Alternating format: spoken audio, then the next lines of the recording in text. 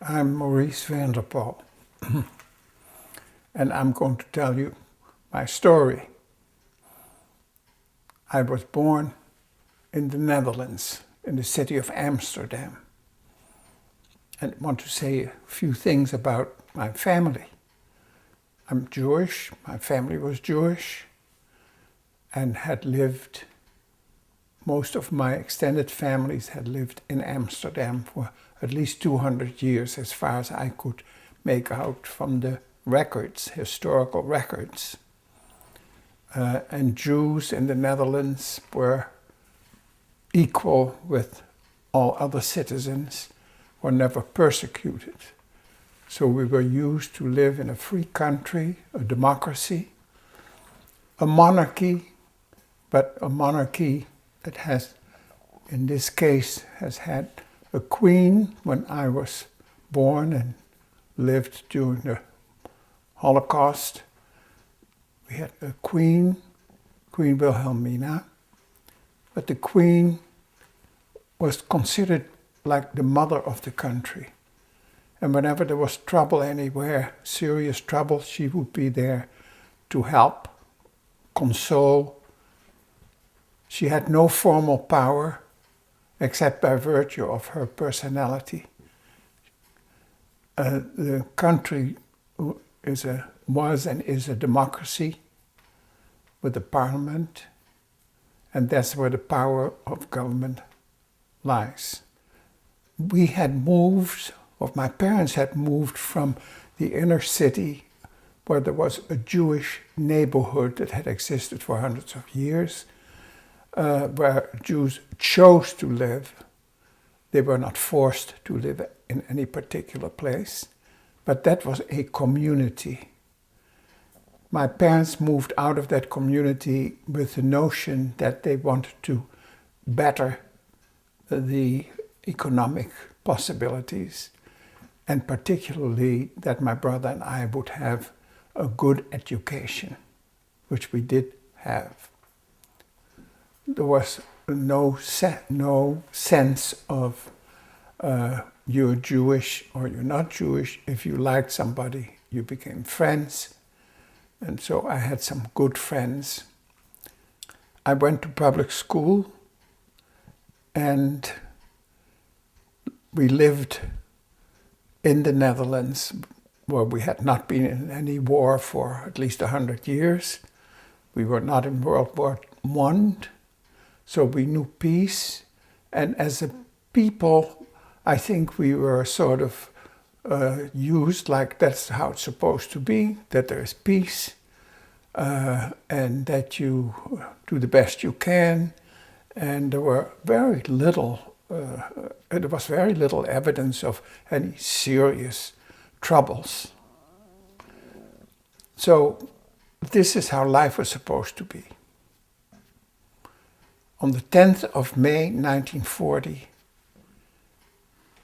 we were awakened during the night by sirens that indicated that there was something going on with airplanes coming in that were not ours, that were hostile. My father, who was a diamond merchant, traveled every week from Monday afternoon till Friday afternoon away to Antwerp, where the diamond trade had moved from Amsterdam.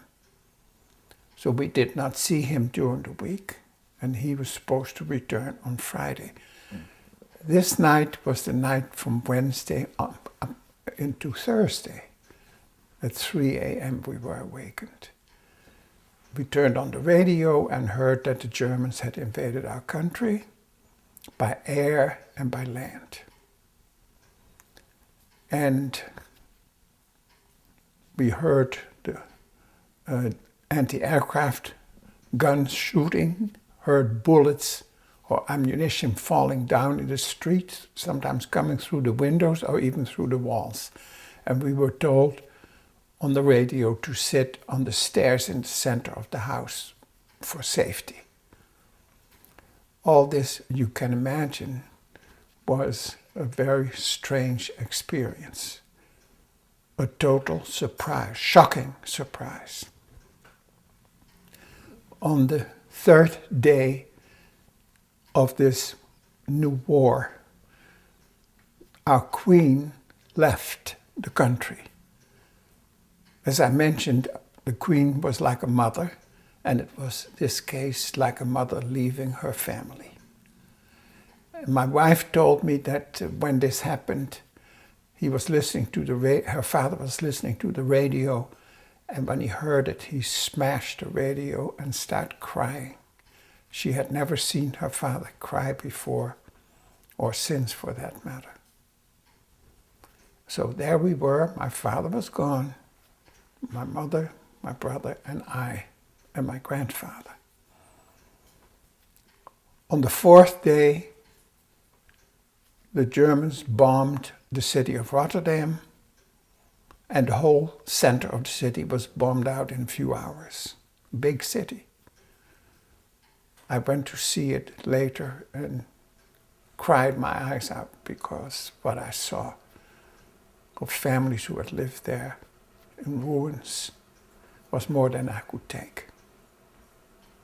On the fifth day, the Dutch army's military surrendered, and the Germans came marching in with their goose step, their nailed boots, and they didn't find much sympathy on the part of the Dutch people. They were singing those military songs that we never did, and hated every minute of it, and didn't know what we were going to do next. And then silence. Nothing seemed to be happening except for the fact that they appointed a new government, a German-run government, with a prominent Nazi in charge. His name was Dr. Reis. And he limped when he walked.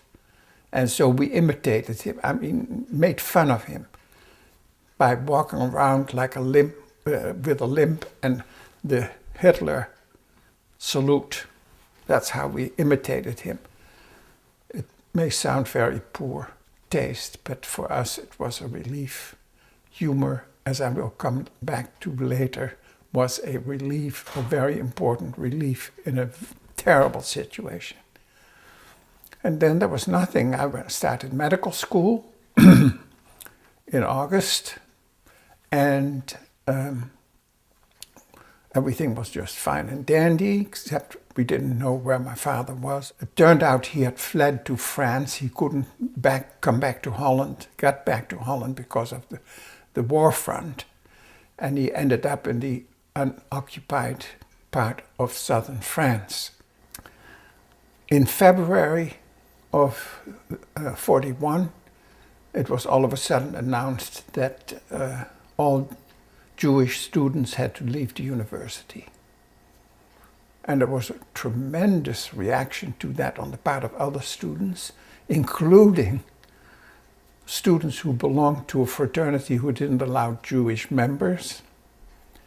In spite of that, they made a lot of protest against this measure. And so the next thing we knew that we were out. And then something very surprising happened. The dean of the medical school started a secret medical school. But he couldn't call it the Jewish medical school because there was not supposed to be one. He called it schools for gymnastics and massage.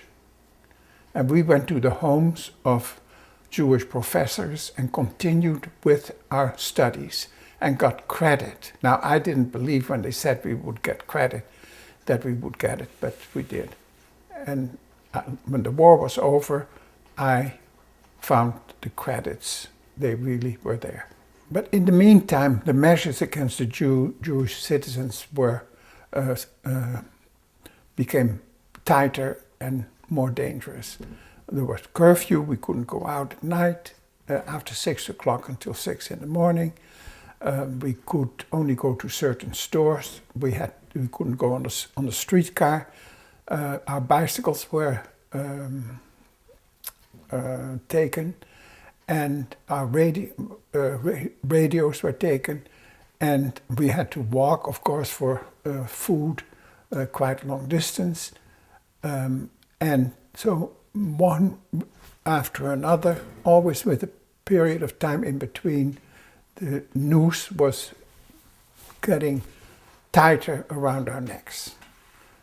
We then had to wear Jewish stars, the Star of David, visible on our coat or shirt. And we had everybody had to have an identity card. The Jewish citizens had an identity card with a big J on it. So as things got tighter and the deportations started, we had, my mother, my brother and I, we had to make some decisions about how far we were going to go without taking some more extreme measures. And we decided that we needed to go into hiding. And the first thing that happened when we decided that was that a friend of mine from high school came to me unsolicited and said, Reis, I understand you're going into hiding. Here is my identity card, and I will report my identity card as lost. And of course, on his identity card, because he was not Jewish, there was no J on it. So my name was all of a sudden Egon van Blommestein. I was about 3 or 4 years older, etc., etc. But the crux of the matter was that his picture was on this identity card. And a forger, and by the way, forgers saved more people's lives than anybody. A forger took his picture out because part of a stamp was on the picture, and put my picture in and forged the part of the stamp that was supposed to be on my picture.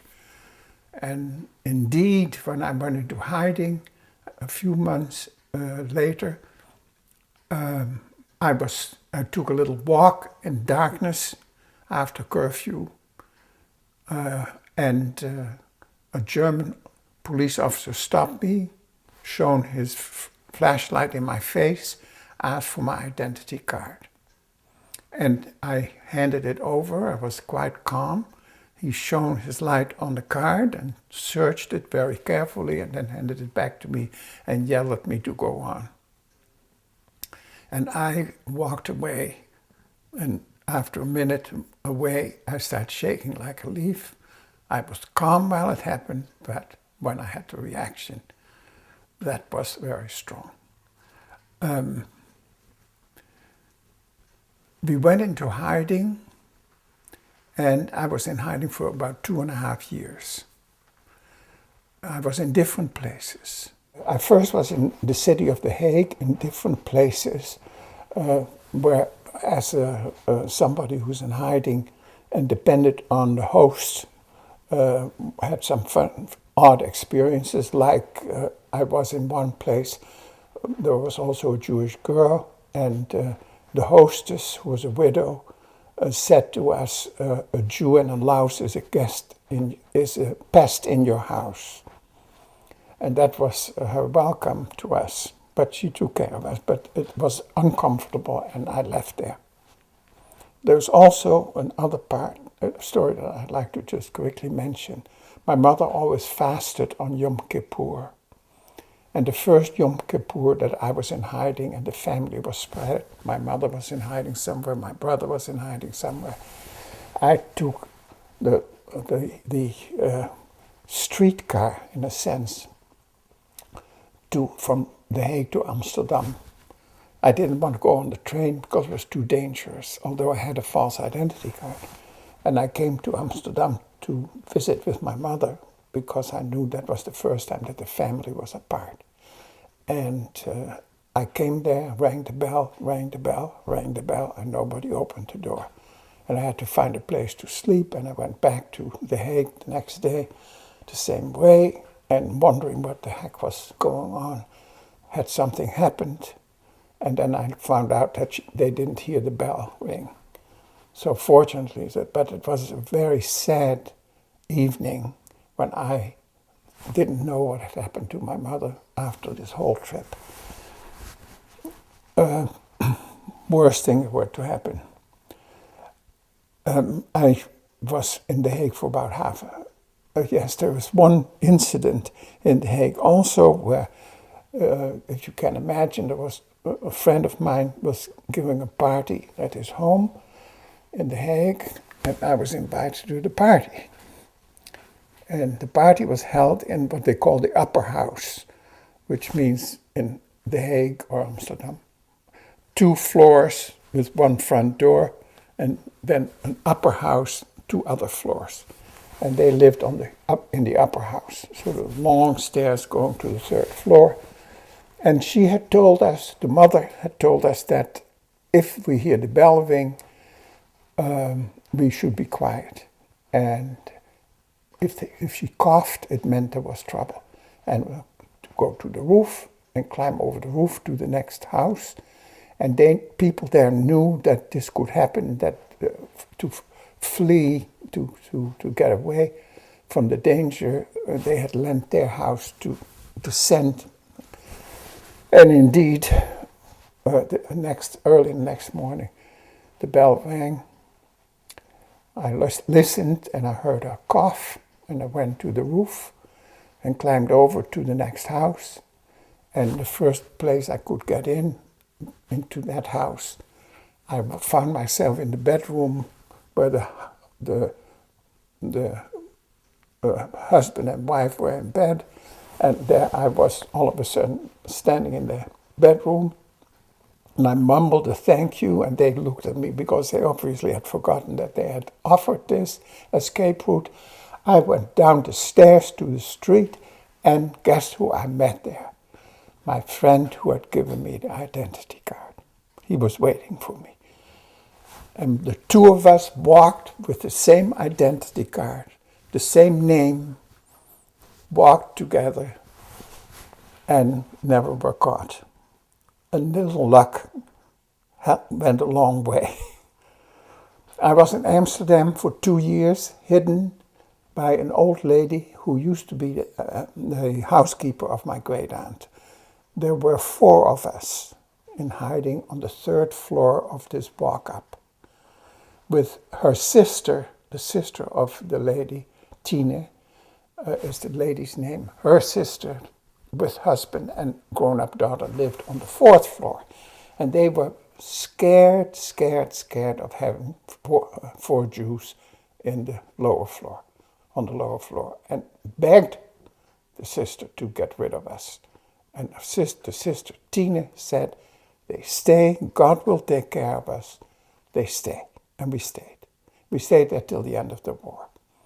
There are many things to talk about, but one thing that I want to emphasize. First of all, we built a hiding place that in case they would come to look for Jews, that we could hide in. We built a second wall in the middle room, about a foot from the original wall, and we could get into that space of about 6 foot long and 1 foot wide through the back of a closet in the front room. And fortunately, we never had to use it. Once we came close to it, but they stopped looking for Jews at our block. We were the last block. I had a radio there because Our Lady Tine had refused to hand in her radio when the Germans required everybody to hand in their regular radios and only listen to cable. That was all doctored Nazi news. But I had this radio and I tried to listen to it, but the sound was very, very low. I could barely make out, although it was in English, it was the London BBC. And I knew English enough to understand it, but I could barely hear it. And by coincidence, there was a wire hanging down from the radio. The radio was on a shelf. And I put the end of the wire in my mouth, and all of a sudden, the sound increased and I could hear every word. From then on, I had this radio until they cut off the electricity a year later. I could tell people what was really happening, and that was God sent because it gave us hope, particularly after the 6th of June 1944 and the invasion of Normandy by the Allies. One thing that kept us going was humor. And I'd like to give you an example. It's sick humor, but it helped us tremendously at the time. This is the story. It didn't really happen, but this is the joke. A Dutch woman walked with her baby in a baby carriage on a busy street in Amsterdam. And a German officer stopped her and told her that he had a baby in Germany and that he missed the baby and would allow him to pick up the baby and hold the baby. Well, she was not in any way motivated to do that for a Nazi, for a German, but she was afraid, so she said, okay, make it fast. He picked up the baby, held the baby, put the baby back, and thanked her, and she was relieved to try to get away as fast as possible. But she had taken a couple of steps and she heard a shot, and she looked where the shot had come from, and the German had shot himself and was lying dead on the sidewalk. The next day, the newspapers reported this incident. It was all over the newspapers. That street where that happened then was so crowded with mothers with baby carriages waiting for Germans. That's the kind of humor that made us feel a little bit less anxious and less worried. There were many other such stories. Reis, when you were in hiding there, could you go out of this apartment? I used to, in the beginning, go out a little bit. I had blonded my hair. I was dark hair.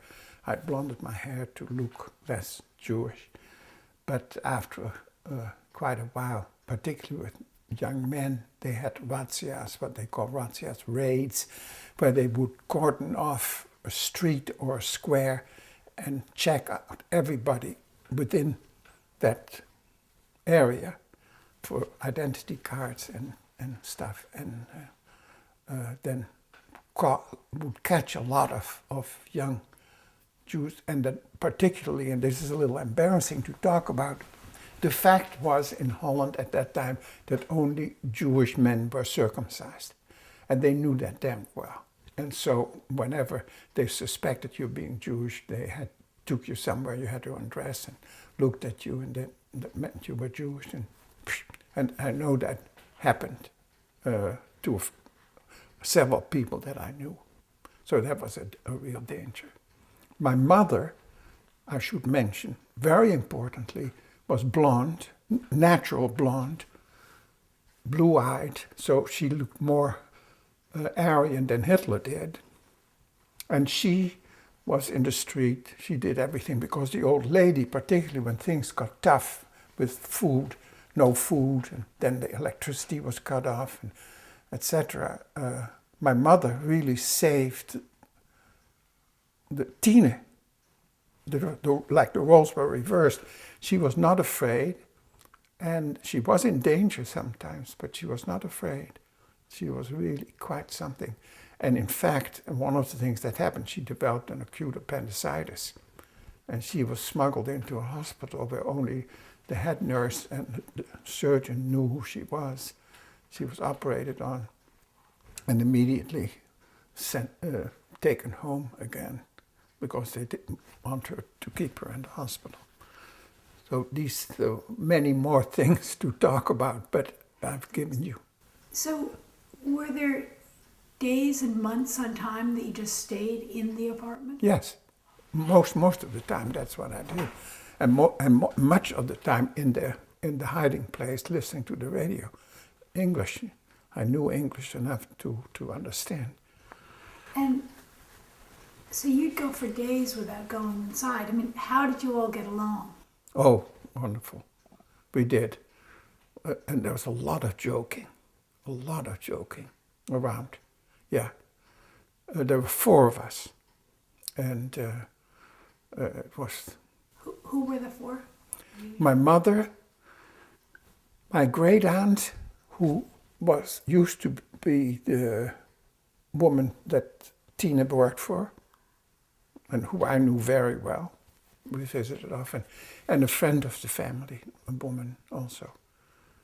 But I did a lot. The way I spent a lot of time besides the radio was I studied Russian. The brother of Tine was a Dutch army officer who was imprisoned by the Nazis, and he had a son who was sort of a young teenager who wasn't doing well in school. I tutored him, and he knew well not to talk about the fact that, he knew what was going on. He would visit, and I would tutor him. Our friends would come to visit. But things got tougher and tougher for everybody, particularly when there was no food anymore. Because after September 44, with the Battle of Arnhem and stuff, when the Allies were already closing in on Germany, the Germans took all the food, everything. Trains were not running anymore, except, the deportations had already finished because the Jews were supposed to have been sent to the camps, which we didn't know. We didn't know about death camps until after the war. But we knew that most of our family had been, including my favorite grandfather, had been sent to the camps. And what did you think happened at the camps at that point? We didn't know. We certainly didn't know. I had an inkling, and it is a puzzle to me, and I talked about it recently, that Anne Frank wrote in her diary about the camps and the killing, the gas chambers, the killing. And I have asked so many people in Holland, did they know, and nobody knew, and how she knew is a total puzzle. And there is even a question whether her father put that in after the war. So it's a puzzle. But we didn't know except that it was terrible. And so that was how it was. A terrible situation with food. We had no food. And my mother would go, and one of the things that happened also is she and the other woman went to a church where they were supposed to hand out potatoes. Well, potatoes were worth a weight in gold. And they had a push cart. They went to the church, got the potatoes, and on the way back, the push cart got stuck in the tracks of the streetcar tracks. And it happened right in front of where the SS, the German police, Nazi police, was housed. There was a man standing on guard. He saw these 2 women struggling. He put his gun down and came over to help them. And he was able to get it out of the tracks. Little, of course, did he know who he was helping. And my mother, in her typical way, said in whatever German, I don't think it was good German, fortunately, said to him, "You are standing here freezing your butt off while Hitler is drinking champagne in Berlin. Why don't you quit?" And he sort of grinned and left, went back to the guardhouse and with his rifle, and we got the potatoes. And then on the 4th of May 1945, and of course my father had no clue anymore whether we were alive or dead or where we were. He had made it to the United States. He was in New York by that time, after having been interned for a year in Cuba. On the 4th of May, I heard I didn't have a regular radio anymore because there was no electricity. So I had a special little radio, I can't remember the name, with a battery. And I could still hear one BBC station. And they announced that the next day the Germans were surrendering. And the next day, was unbelievable. The streets were crowded with people, and any red, white, and blue, which is the Dutch flag, or orange, which the House of Orange is the royal house, people could find they were wearing. And mobbing the streets. And I got out the street, got a bike, and I wanted to see an Allied soldier before I believed that the day had really come that we were free. And I went from Amsterdam in the direction east to see an Allied soldier. And I got to a town where in the marketplace they were tarring and feathering, a big mob was tarring and feathering 2 girls who had gone out with Germans. And it was horrible. And I had to get out of the way because they would have trampled me. I was right smack in the middle of it all of a sudden. And I got out of there. And I tried to get back to Amsterdam and finally succeeded. And 3 more days, and then the Canadians came. And to see Allied soldiers was a reassurance that something had really changed.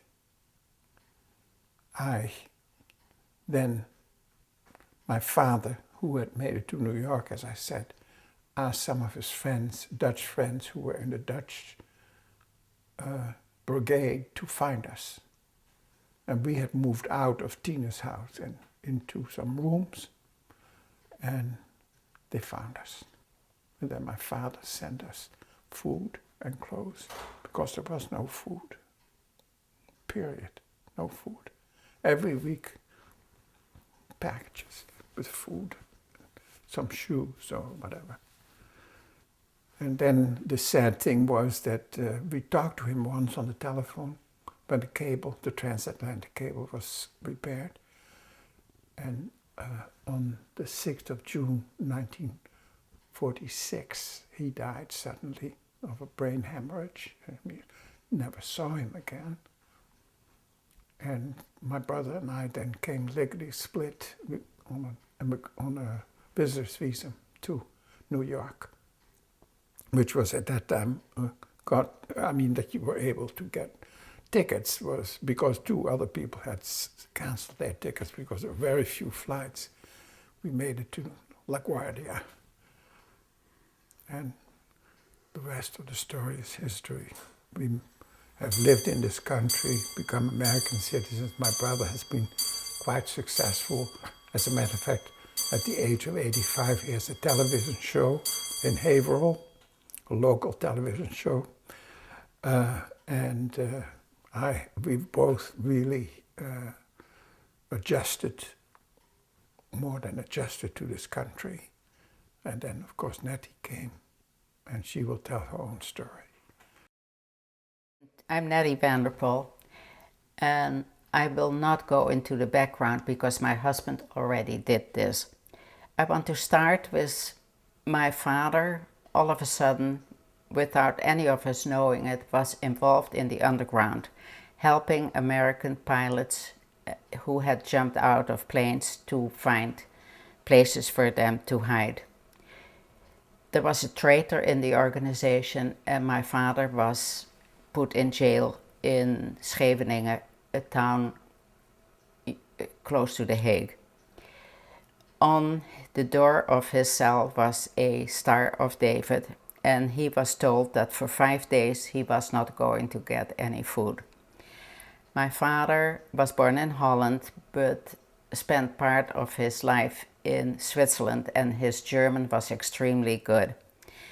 The German on the 4th day came back in the cell with food, and my father said to him, "What kind of a German are you? You told me 5 days no food, take the food and get out of here." I just tell you this to give you a little bit of an idea of the kind of person my father was. While my father was in jail, my mother, brother, and I were picked up by the Germans and were taken first to a prison in Amsterdam and then to a collection center in Holland where they put the Dutch Jews. From there on, people were sent on to the east. About a week or 2 weeks later, my father joined us, And a couple of days after that, we were sent to Theresienstadt in Czechoslovakia. The train in which we were transported was a cattle car. And for 3 days and 2 nights, we were in this car till we arrived in the concentration camp. When we got out of there, the Germans were there and we were put in barracks. Most of the Dutch people were put together, but there were a tremendous amount of people. It had been before a garrison for soldiers in Czechoslovakia. Life in Theresienstadt consisted for me, I was forced to work on the land. It was very, very cold. This was in February 45. No, I'm wrong. It was in 44, in February 44. And it was winter, it was very cold there. I had to wear a uniform. I could not wear a coat. I worked out in the land. And my specialty at this point is getting potatoes out of the soil. That's what I did from 7 in the morning till 7 at night.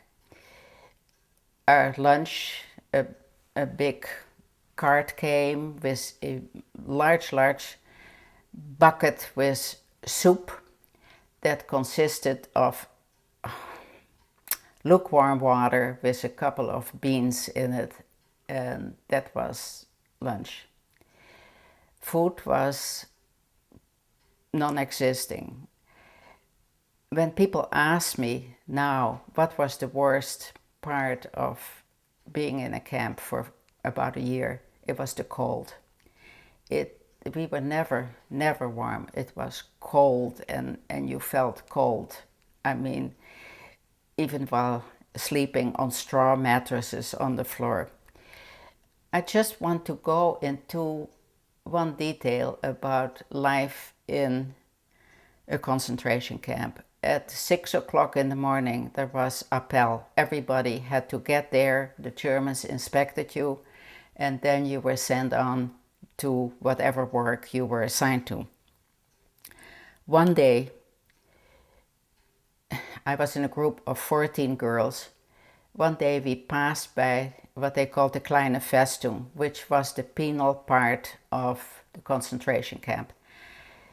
They made us stand there and look at 2 inmates who were pulling a plow.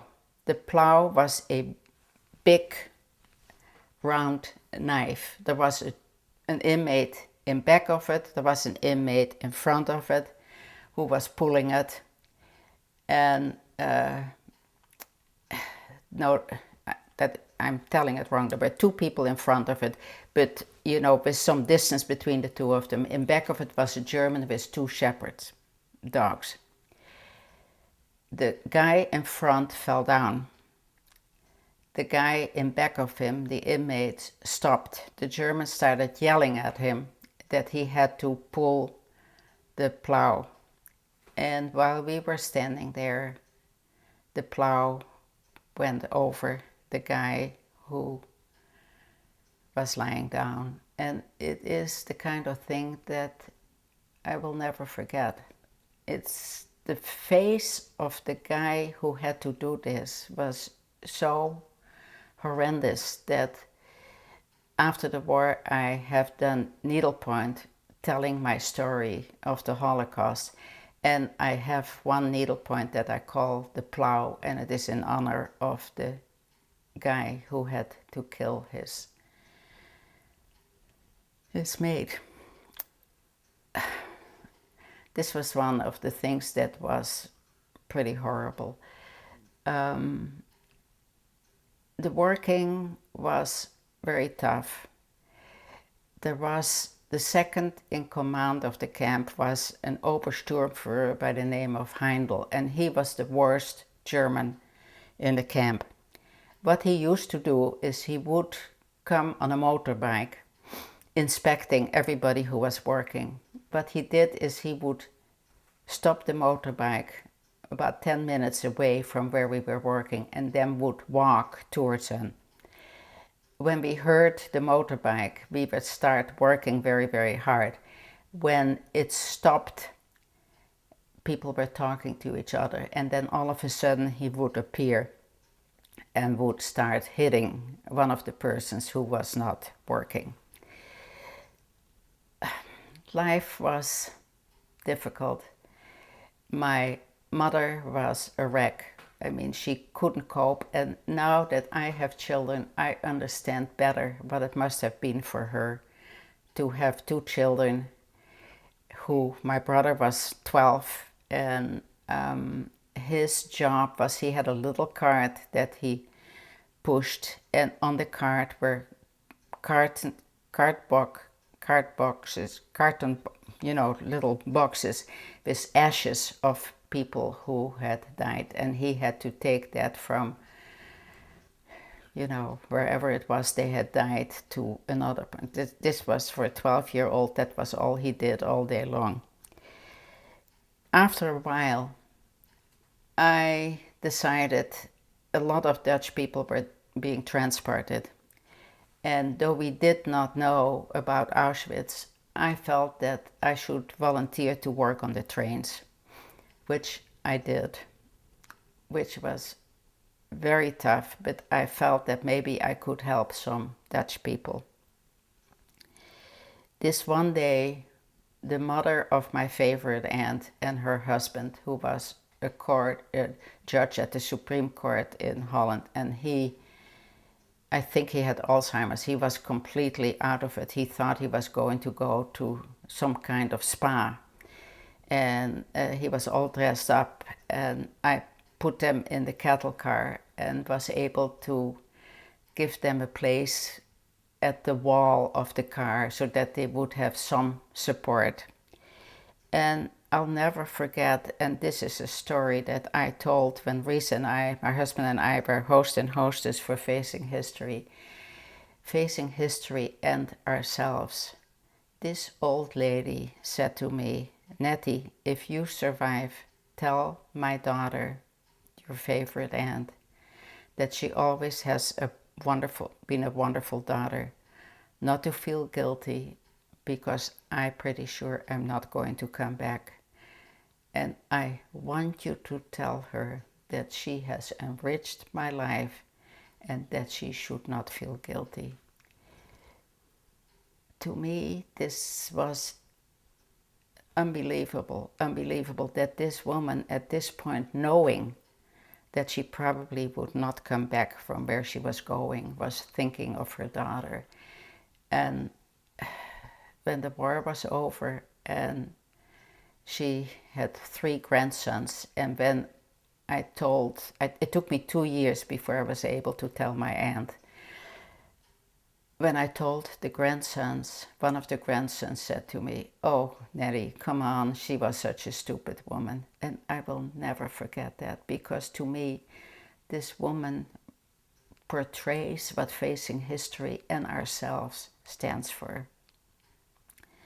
While I was working on the trains, they emptied the old age home. And the cattle car that I was assigned to, I had to help people to get in the car. I worked there with a Czech girl. There were 6 stretchers put aside the cattle car, and we had to put these people in the car. She and I took the first stretcher and very carefully went into the cattle car to put this person on the floor. All of a sudden, Heindl, the horrendous German that I mentioned before, came, pushed the Czech girl away, took the head of the stretcher and said to me, "From now on, this is the way we're going to do it." He took the stretcher and he turned it around, and the woman that was on there fell on the floor. From that moment on, she and I he stayed there to make sure that we were doing this, had to do this. And till this day, I feel guilty about what I had to do, because the third person who we had to do this to said to me in German, please, please don't do this to me. But I didn't have a choice. I had a choice. If I would not have done it, I would not be sitting here today. And this is the kind of thing, because one after the other, they fell on top of each other. I heard bones break. They were crying, they were in pain. And it's so many years later, 60 years later, and I still, when I see people on the stretcher, I still feel this. I still feel guilty about it. And it doesn't help when people come up to you and say, Nettie, you didn't have a choice. It was either you did this or you would have been in the cattle car. That's all true, but I had to do this, and that's the kind of thing I live with. You know, we were for about a year in the camp. The situation became worse as the years went by. The food was minimal. All of a sudden it was made known that the Danish Red Cross was coming to inspect the camp. Till this day, I blame the Red Cross. People may not agree with that. They were absolutely taken by the Germans. They did not take any initiative to go into barracks to see how people were really living. There was a little girl who had been rehearsing with the man in charge. She had to walk up to him, this was a little Jewish girl, to the German in charge and say, Uncle Ram, could I please have a candy, the same kind of candy you gave me yesterday? And the Danish Red Cross went for this hook, line, and sinker. They never went into any kind of barrack, there was a little hospital, nothing. They made a little stand where they had people, they gave them a cello, a violin, and they had them play music. They had a little area where people were giving food, sat outside eating. It is unbelievable. Till this day, I cannot understand that they got away with this, but they did. I was given new shoes because I was able, I didn't have to stay in the barrack. I was able to walk outside. Before these people came from the Red Cross, they shipped off 35,000 inmates so that the camp would look a little bit better. All of these people were just taken to Auschwitz and Sobibor, and most of them were killed, obviously. That they got away with it is something I will never understand. After this, the situation got worse and worse and worse. And all of a sudden there was a rumor that 220 people would have a chance to go to Switzerland. You had to volunteer for this. My father volunteered. Most of the people around him told him that he was crazy. We were going to end up in Auschwitz, because by this time, from the cattle trains that came back, I had found little pieces of paper that the camp where they were taken, most of the people were being killed. The situation was so bad, my father decided that we had to take a chance. As it happened, there was not a cattle car, but there was a regular car. 220 of us were in the car with German soldiers. After 3 days and 2 nights, the train stopped. the Germans left and we were told that we could take our stars off. Well, you can imagine we pulled off the stars and very, very slowly the train crossed the border into Switzerland. Red Cross nurses in white uniforms came on the train with apples, cigarettes. And I mean, to see somebody in a white uniform with food was unbelievable. And I will never forget that there was a little old man sitting next to my mother. And when the Red Cross nurse came to him and said, "Sir, would you like an apple or a cigarette?" He said, "Don't you have any cigars? I only smoke cigars." He was 4 minutes in freedom and he fell back in his usual thing. And there's something about that. My mother was appalled, but the more I think about it, the more I understand that, you know, sometimes it doesn't take very long to fall back into, you know, your usual kind of approach to life. It's something you live with. There were only 11 families in Holland who came back intact as a family, and we were one of them. A lot of this I have to thank my father for. My father was, I don't know how to tell you about him, but I was 18 times I was on transport to go to Auschwitz. My father was able to get me out every single time. After we were in the barracks in Terezin, we got a room where we slept on the straw mattresses on the floor, but we were together, the four of us. And my mother used to sleep on my mattress because I was the one who worked the latest, and because I worked outside, so that when I came home, you know, my mattress was a little warm. A typical motherly kind of thing to do, even though she was a mess. I mean, she was crying all the time.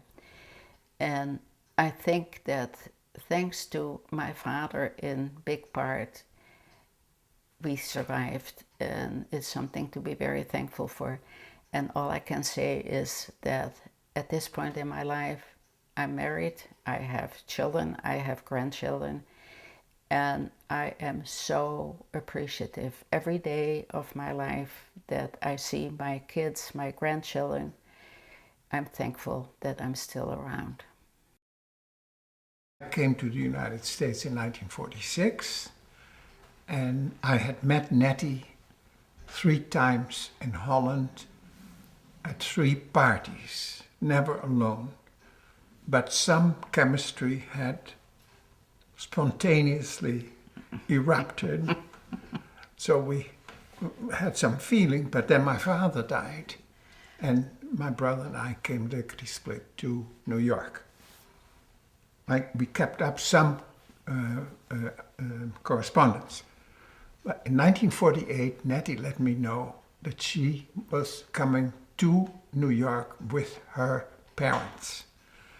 And I was in Boston, and I want to make sure that I would be free for the weekend to meet Nettie again at my mother's home.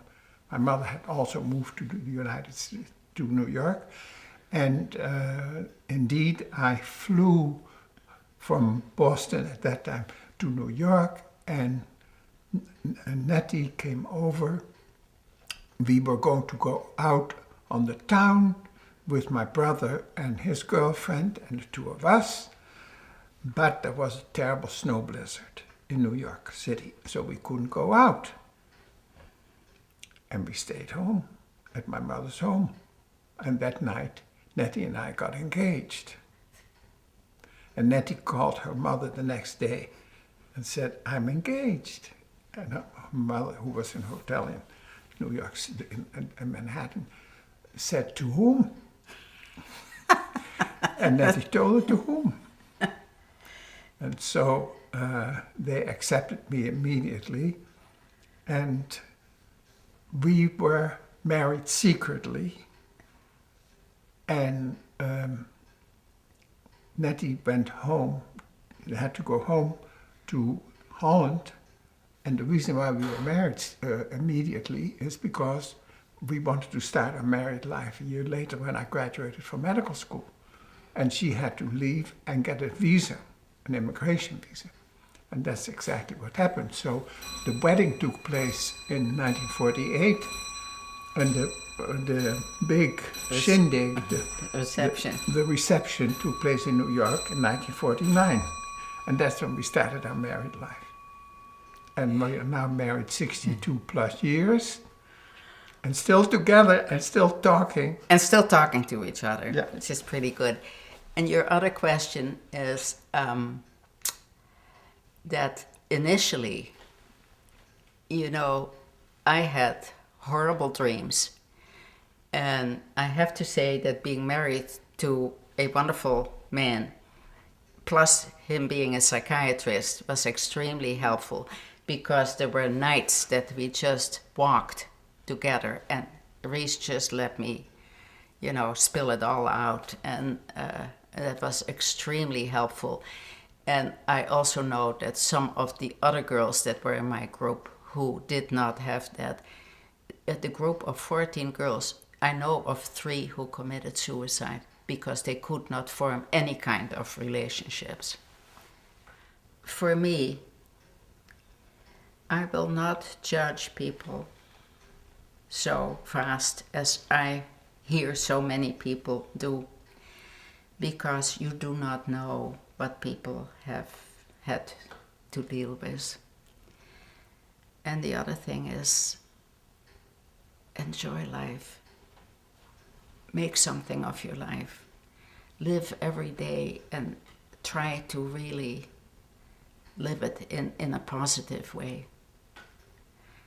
You know, as I said before, for me, looking at my children and grandchildren and that we're still together is such a gift, and having wonderful friends. I'd just like to add humor. I've said it already. Humor. Keep your sense of humor no matter what. Also in a marital relationship, humor, Yeah. very important. Yeah.